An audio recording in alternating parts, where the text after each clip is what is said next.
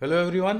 एक नया नोटिस आया है आरआई अजमेर की तरफ से। आप यहाँ पे देख सकते हो 6 अक्टूबर को, मतलब आज, क्षेत्रीय शिक्षा संस्थान आरआई अजमेर, मतलब उसका हिंदी नाम है क्षेत्रीय शिक्षा संस्थान, मतलब रीजनल इंस्टीट्यूट एजुकेशन अजमेर। तो यहाँ पे क्या लिखा है देखो, आईटीईपी के अंतर्गत बीए बीएड एवं बीएससी बीएड कोर्स सत्र 2023-24 में प्रथम चयनित सूची के प्रवेशार्थियों को सूचित किया जाता है कि वे दिनांक 10 अक्टूबर को प्रातः 9 बजे संस्थान में मूल प्रमाण पत्रों की जांच के साथ साथ संलग्न आवश्यक दस्तावेज प्रस्तुत करते तथा छात्रावास में प्रवेश प्रक्रिया के लिए अनिवार्य रूप से क्षेत्रीय शिक्षा संस्थान अजमेर में उपस्थित होवें।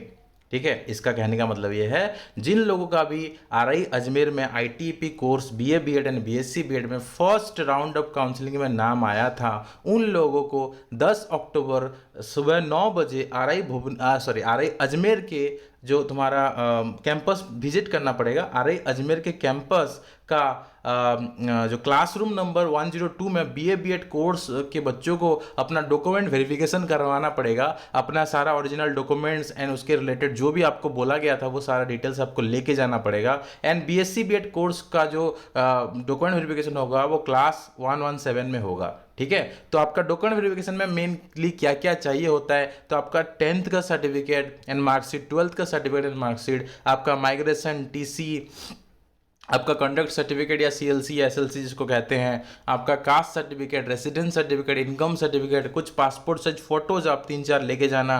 उसके अलावा और भी जो जो चीज़ें था, लाइक एनटीए का स्कोर कार्ड, एनसीईटी का जो स्कोर कार्ड था वो चाहिए, एनसीईटी का एप्लीकेशन फॉर्म लेके जाना, और भी बहुत सारी चीज़ें जो मैं आपको फिर से एक बार बता दूंगा।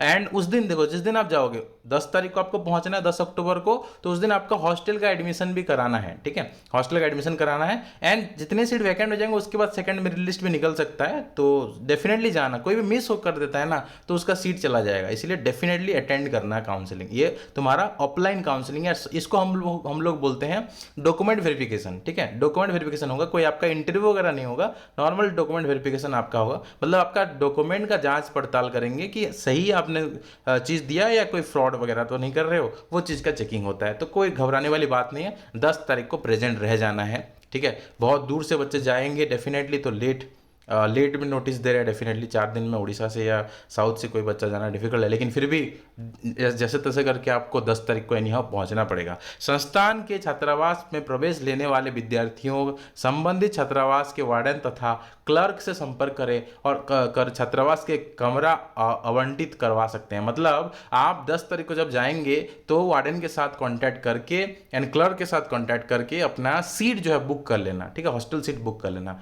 उसके बाद बोला प्रवेशार्थियों को यह भी सूचित किया जाता है कि उनकी नियमित कक्षाएं दिनांक 11 से मतलब संचालित होगी। मतलब आपका क्लासेस जो है 11 अक्टूबर से स्टार्ट हो जाएंगे, ये भी यहाँ पे बताया जाता है। ठीक है, क्लियर। और यहाँ पे आपको क्या क्या लेके जाना है, क्या क्या फिलअप करके लेके जाना है, देखो यहाँ पे सबसे पहला चीज आपको proforma for checking the original document and depositing fee, ये आपको फिलअप करना है। ठीक है, क्या करना है, यहाँ पे आपको एक अपना लेटेस्ट पासपोर्ट साइज फोटो यहाँ पे फिक्स करना है इस कोने में यहाँ पे। ठीक है, उसके बाद यहाँ पे प्रोग्राम और कोर्स जो है ना, इसमें आप लिखोगे बीएससी बीएड फर्स्ट सेमिस्टर या बीए बीएड फर्स्ट सेमिस्टर लिखोगे। रजिस्ट्रेशन या एप्लीकेशन नंबर आपका जो ये छोड़ देना, ये डाउट अगर है तो छोड़ देना, ये एनसीटी का हो सकता है या फिर इसको फिलहाल के लिए छोड़ सकते हो। प्रोग्राम एंड कोर्स को लिख लेना। ये रजिस्ट्रेशन एप्लीकेशन नंबर है एनसीटी का होना चाहिए मेरे हिसाब से, लेकिन अभी इसको आपको ब्लैंक छोड़ देना चाहिए, वहां जाके कंफर्म करके लिख लेना। ठीक है, स्टूडेंट का नाम कैपिटल लेटर में लिखना है, मोबाइल नंबर यहाँ पे, ईमेल आपका खुद का रहेगा, mother's name mobile number email mother का, फादर का आपका नाम मोबाइल नंबर ईमेल लिखना है। ठीक है, देखो जो भी चीज़ है ना कैपिटल में लिख लेना। ठीक है, एंड ईमेल स्मॉल में लिखना क्योंकि ईमेल स्मॉल में ही होता है। डेट ऑफ बर्थ लिखना है आपका, कैंडिडेट का, कैटेगरी कौन सा है आपका वो लिखना है, general, EWS, OBC, SC, ST, PWD जो भी है। आधार कार्ड का नंबर लिखना है एंड आपको आधार कार्ड का एक फोटो कॉपी भी लेके जाना है, ओरिजिनल भी लेके जाना। ठीक है, state from which you have been selected, कौन से स्टेट से आप सिलेक्टेड हुए हो, मतलब आपका डोमिसाइल स्टेट जो आपने फॉर्म भरते टाइम डाला था, उड़ीसा है या बिहार है या झारखंड है या यूपी है या राजस्थान है, जो भी है आपका वो वहाँ पे डालना है, लिखना है। ठीक है, एनुअल इनकम ऑफ पेरेंट्स कितना है, इनकम सर्टिफिकेट में जितना आपका लिखा है उतना आपको लिखना है, 50,000, 1 लाख, जितना भी आपका पेरेंट का इनकम है वो लिखना है। और इनकम सर्टिफिकेट भी आपको यहाँ पे सबमिट करना पड़ेगा, photocopy of income certificate. Resident address आपका लिखना है, ठीक है, पूरा एड्रेस यहाँ पे लिखोगे, पोस्ट, पिन कोड सब कुछ रहेगा। नेम ऑफ होम टाउन, कौन से होम टाउन से आप बिलोंग करते हो। नियरेस्ट रेलवे स्टेशन आपका कौन सा है, घर के पास जहाँ आपका घर है नियरेस्ट रेलवे स्टेशन कौन सा है वो लिखना है। नियरेस्ट बस स्टेशन भी आपको लिखना है। आर यू एम्प्लॉयड, तो ऑब्वियसली आप सब नो लिखोगे क्योंकि आप में से कोई भी एम्प्लॉयड नहीं होंगे डेफिनेटली, कोई है तो यस लिखना, ठीक है। टीचिंग एक्सपीरियंस तो किसी का भी नहीं होगा तो नो लिखना, ठीक है, teaching experience no. Name of the board और यूनिवर्सिटी लास्ट अटेंडेड, कहाँ पढ़ाई कर रहे थे इससे पहले, तो कोई सीबीएसई पे पढ़ाई कर रहा था तो सीबीएसई लिखेगा, कोई और यूनिवर्सिटी में पढ़ाई कर रहा था वो नाम लिखना है, जहाँ से भी आपने माइग्रेशन या टीसी लाया है उस कॉलेज का नाम लिखना है, ठीक है। Name of the institution last attended ये भी आपका रहेगा, ठीक है। बहुत सारे बच्चों का ना सीबीएसई होगा या सीएचएसई या जो भी आपका बोर्ड का नाम है वो रहेगा 50 नंबर पॉइंट में। 60 नंबर पॉइंट में आपका स्कूल या कॉलेज का नाम लिखना है। 17 नंबर पॉइंट में क्या लिखना है, in case you have been enrolled in MDS university Ajmer please mention your enrolment number. पहले से ही कोई अगर आपने एमडीएस यूनिवर्सिटी में एडमिशन ले रखा था एंड बाद में यहाँ वहाँ से नाम कटा के आरआईएम में जा रहे हो तो वो एनरोलमेंट नंबर लिखना पड़ेगा। तो आई थिंक बहुत सारे कैंडिडेट जो है फ्रेश एडमिशन करेंगे तो यहाँ पे नील छोड़ देना। Whether hostel accommodation required, definitely मैं सबको रिकमेंड करूँ हॉस्टल लेना, आसपास घर है तो नहीं लेना, ठीक है, नहीं तो डेफिनेटली आरआई सबको हॉस्टल प्रोवाइड करता है एंड बच्चे बहुत दूर दूर से जाते हैं तो सब लोग यहाँ पे यस करेंगे। हाँ, जिनका घर आरआई के पास है वो नो कर सकते हैं।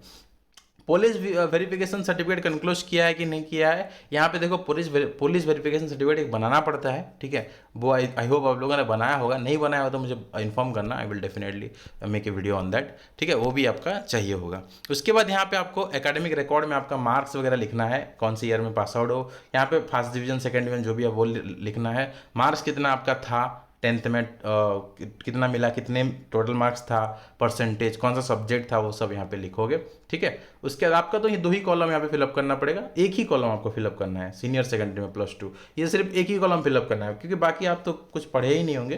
तो आपको फर्स्ट जो सीनियर सेकेंडरी इंटर या +2 लिखा है ना, +2 का passing year, division, maximum mark, obtain mark, percentage and subject आपको यहाँ लिखना पड़ेगा। उसके बाद यहाँ पे आपका सिग्नेचर होगा, यहाँ पे आपका डेट होगा, 10 तारीख का डेट ही रखना है यहाँ पे, ये नीचे वाला छोड़ देना, फॉर ऑफिस यूज ओनली जो लिखा है ना, ये नीचे वाला छोड़ देना, आपको कुछ नहीं करना है यहाँ पे। फिर उसके बाद तुम्हारा जो है नेक्स्ट पेज में जाना, एप्लीकेशन फॉर हॉस्टल एडमिशन, यहाँ पे भी जो जो डिटेल्स बोला है ना वो सारा डिटेल्स को आपको फिलअप कर लेना है, वो सारा डिटेल्स को आपको यहाँ पे फिलअप कर लेना है। यहाँ पे सिग्नेचर ऑफ स्टूडेंट में आपको साइन कर लेना है, डेट वहाँ पे 10 तारीख का देना, ठीक है। Remarks of the head of the department recommended और नॉट रिकमेंडेड, ये हेड ऑफ द डिपार्टमेंट खुद साइन करेंगे तो ये छोड़ देना, ये रिमार्क वाला छोड़ देना, एचओडी जो होंगे वो साइन करेंगे।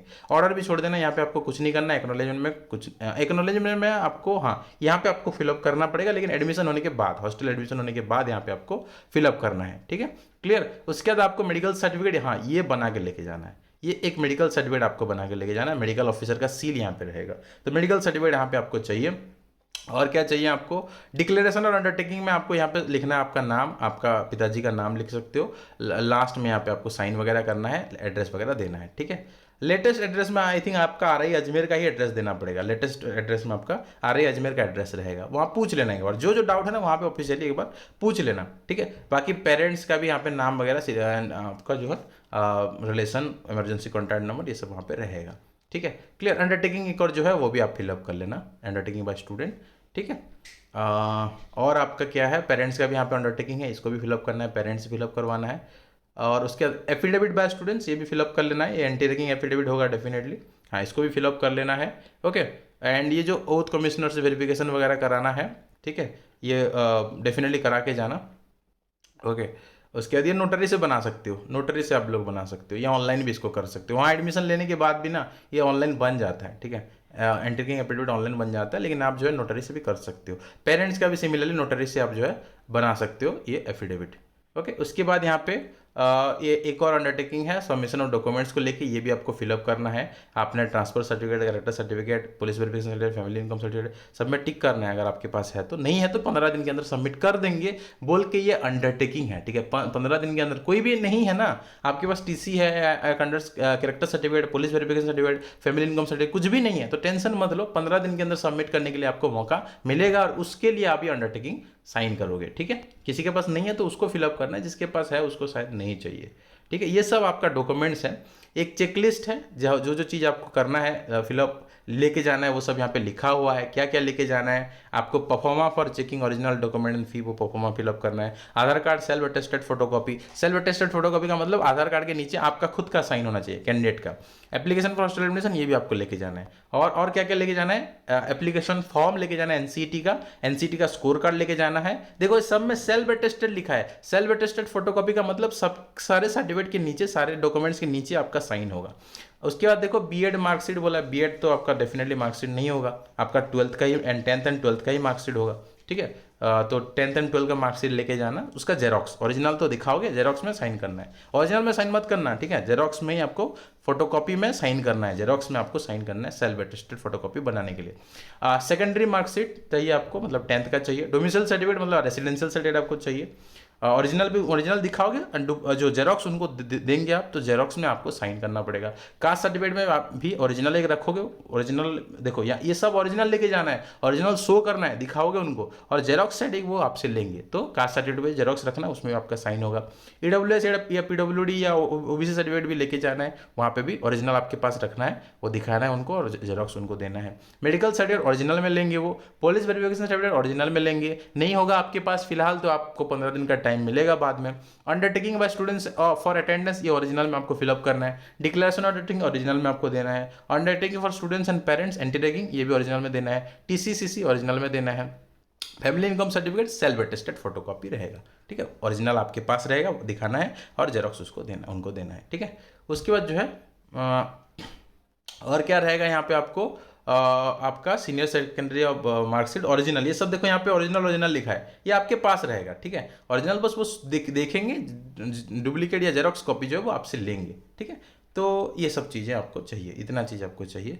एंड और क्या चाहिए, बस हो गया। और आपको यहाँ पे चाहिए एप्लीकेशन फॉर आइडेंटिटी कार्ड, आपका एक आईडी कार्ड बनेगा, कोई भी कॉलेज में एडमिशन लोगे ना तो एक आईडी कार्ड बनता है। आईडी कार्ड के लिए आपको सब कुछ यहाँ पे अच्छे से फिलअप करना है, ताकि वो जब कंप्यूटर जनरेटेड आईडी कार्ड बन के आएगा आपके पास तो सब कुछ सही रहे। आपका नाम हिंदी में, माता का नाम, पिता का नाम, ठीक है, अच्छे से लिखना है, सारा डिटेल्स अच्छे से लिखना है, ताकि आईडी कार्ड में सारा डिटेल्स अच्छे से आ जाए आपके पास, ठीक है। आरआई का आईडी कार्ड मिलता है, बहुत अच्छा लगता है, ठीक है, क्लियर।